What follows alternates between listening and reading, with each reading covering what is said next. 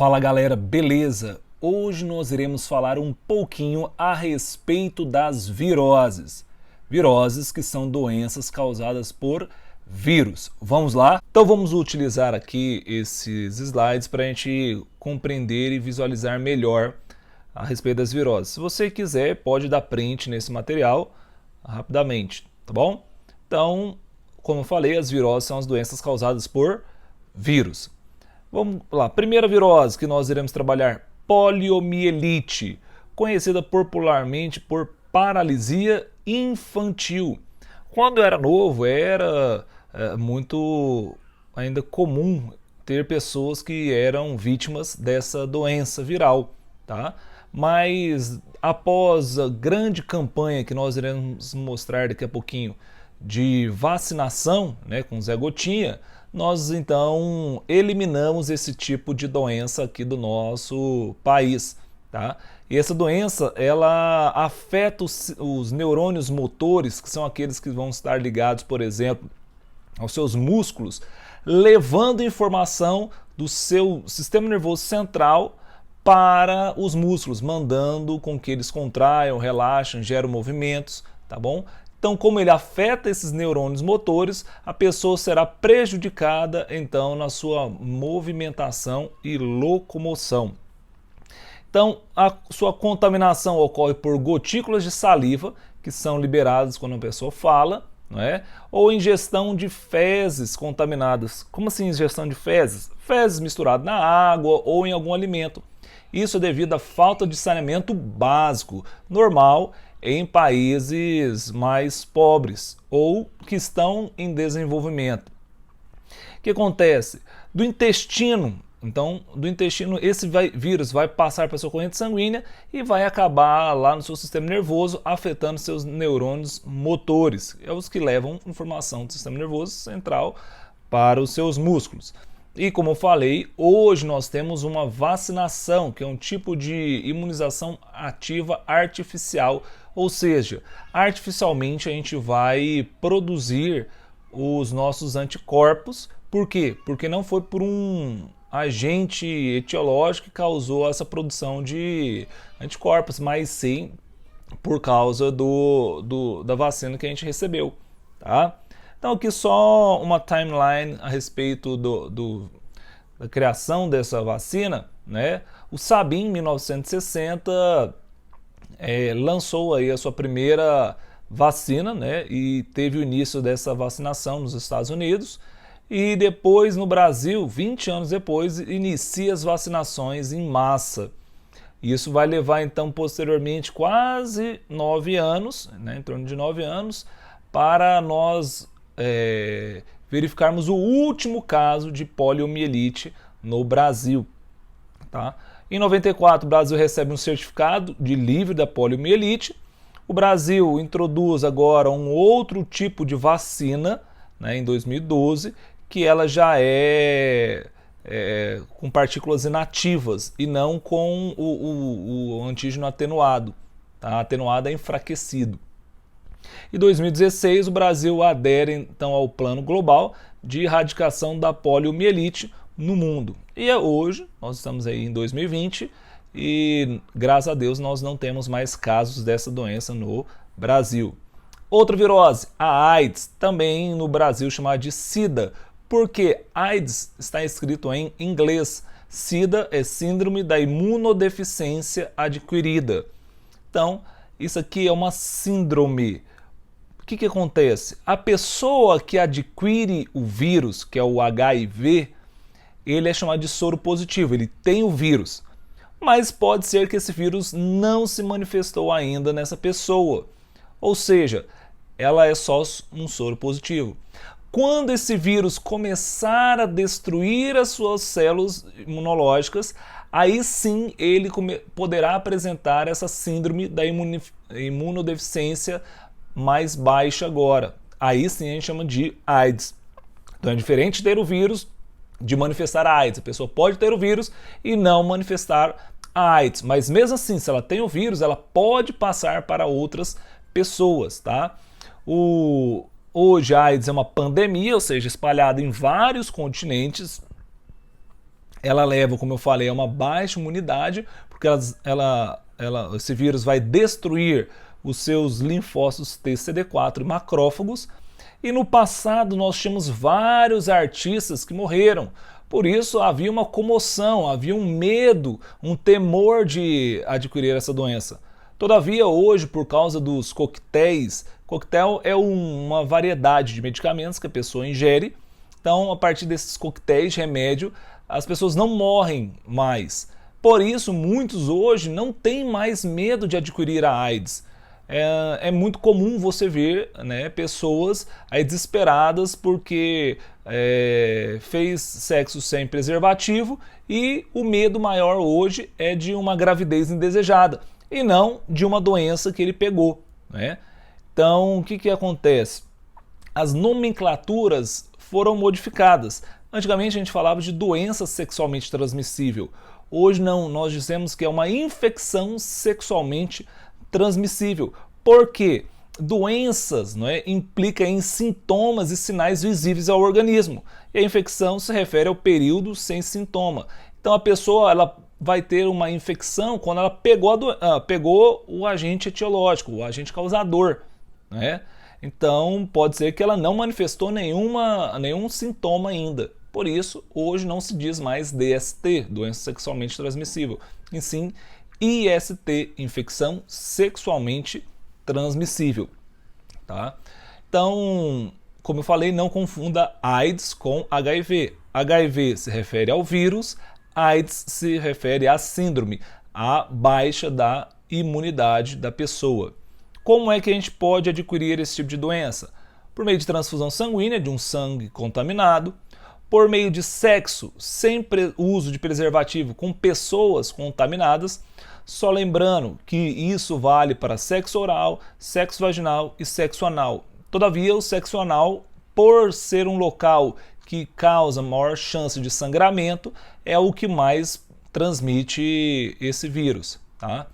A gravidez e a amamentação pode ser um veículo da transmissão, porque ocorre a passagem de sangue via placenta para o bebê, né? E durante a amamentação pode ocorrer a passagem desse vírus da mãe para o bebê.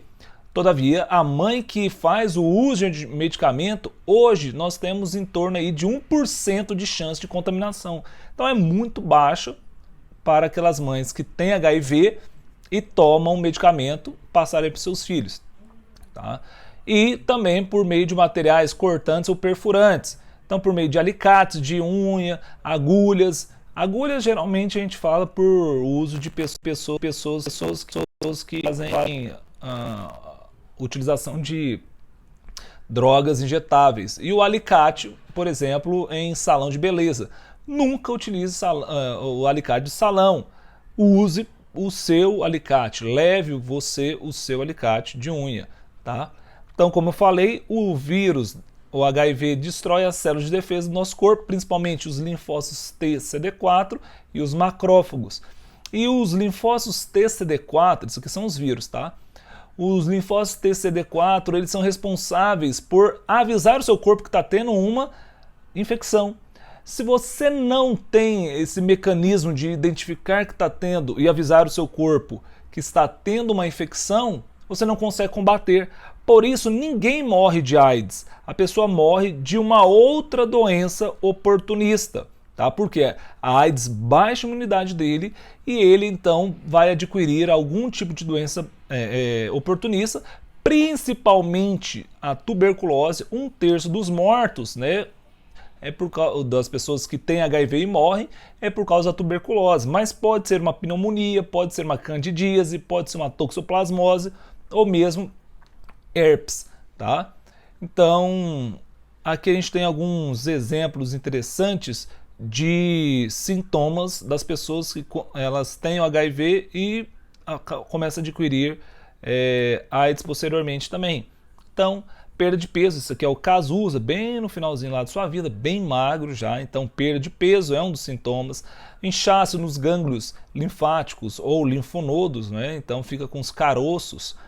Um suor bem acentuado no período noturno, a febre persistente, E mais em estágio mais avançado, o sarcoma de Kaposi, tá? Que são essas bolhas, essas ulcerações que vão ter aí na pele da pessoa, ok? Então, o que acontece?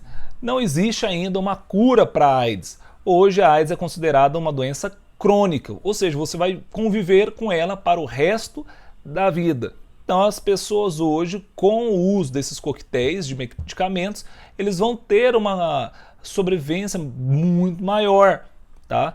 E o que acontece? Às vezes a quantidade de vírus no corpo dela é tão pequeno que eles são chamados de indetectáveis. Por quê?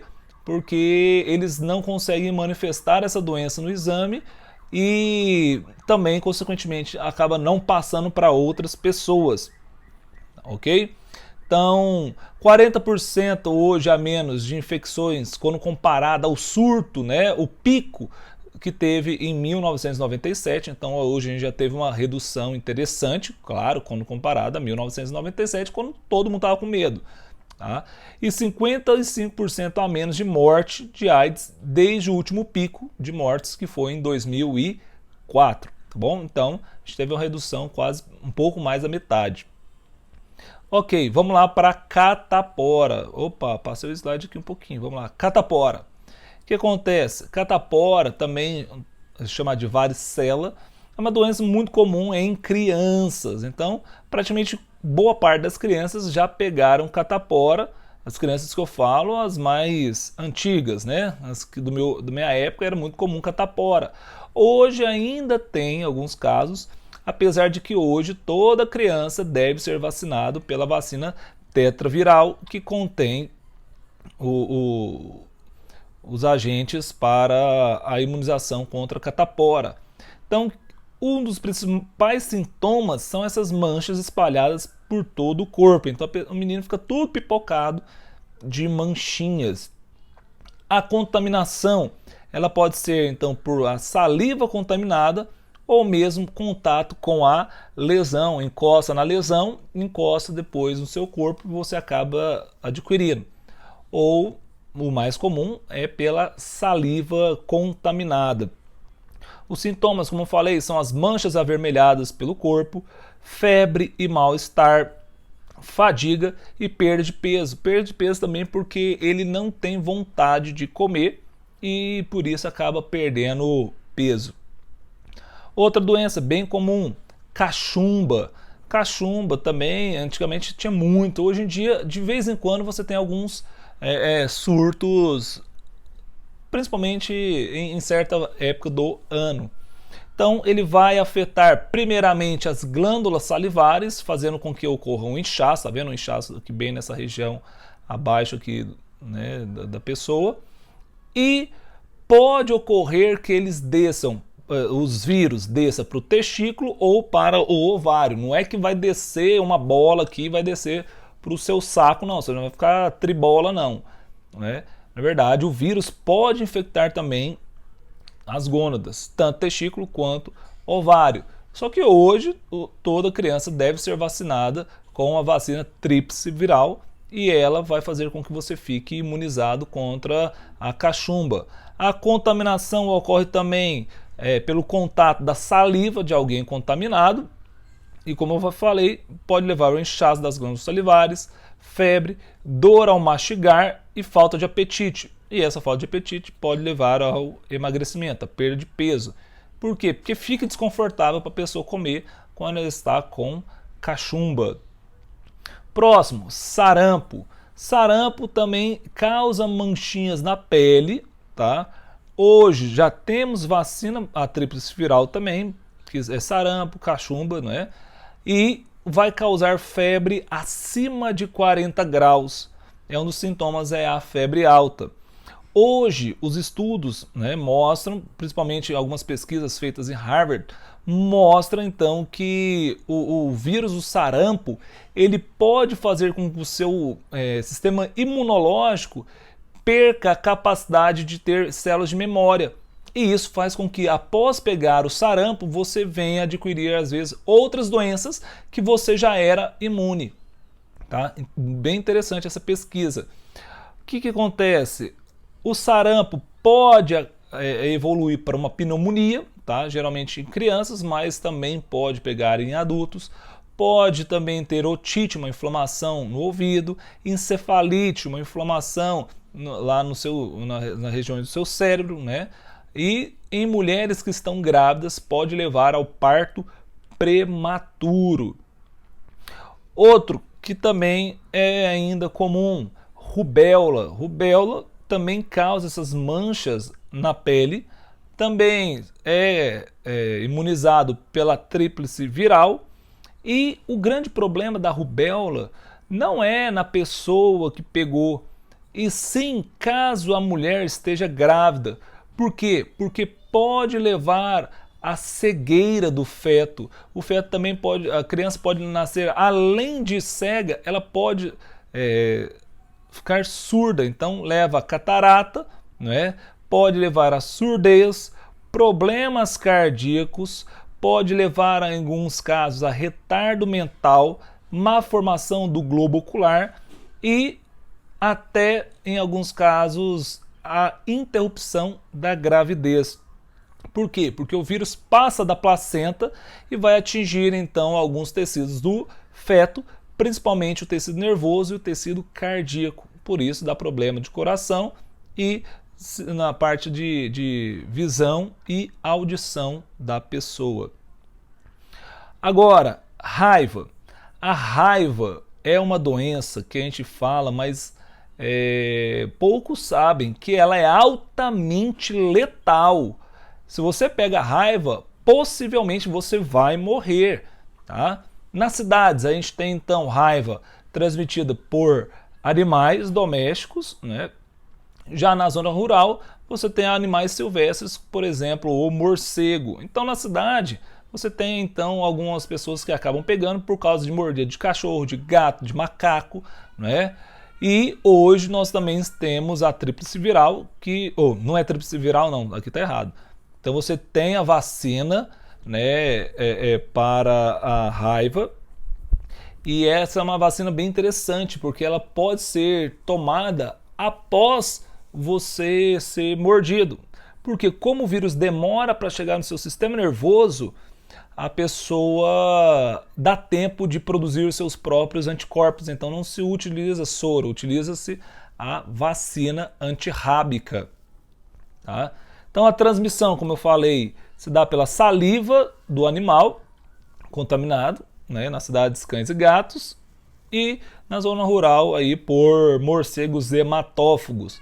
Por que os morcegos hematófagos? Porque hematófagos são aqueles que sugam o sangue, que é a minoria. A maior parte dos morcegos são frugívoros, gostam de comer frutas, tá bom? Então não é para sair matando tudo quanto é tipo de morcego, não. Os morcegos não são do mal, tá bom?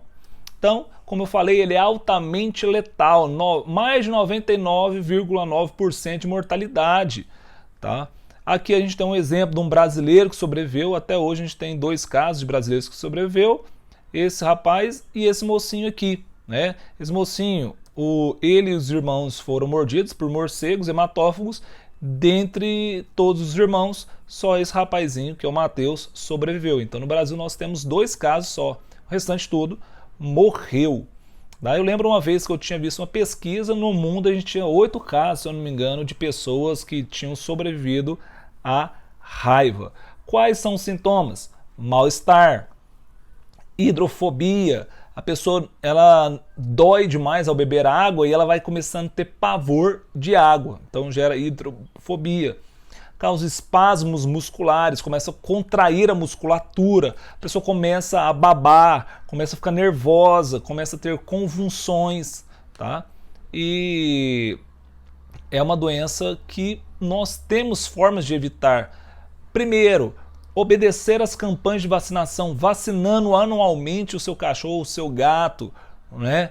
Os profissionais da área de saúde devem também fazer a utilização da vacina, porque eles têm mais contato com animais que podem estar doentes. Você só vai utilizar a vacina caso seja mordido por algum animal. Obrigado, pessoal. Espero que todos tenham gostado. Se você gostou, curta esse vídeo, compartilhe com todo mundo, tá bom? e faça seus comentários aqui abaixo caso tenha algum tipo de dúvida. Um grande abraço, até mais e tchau, tchau.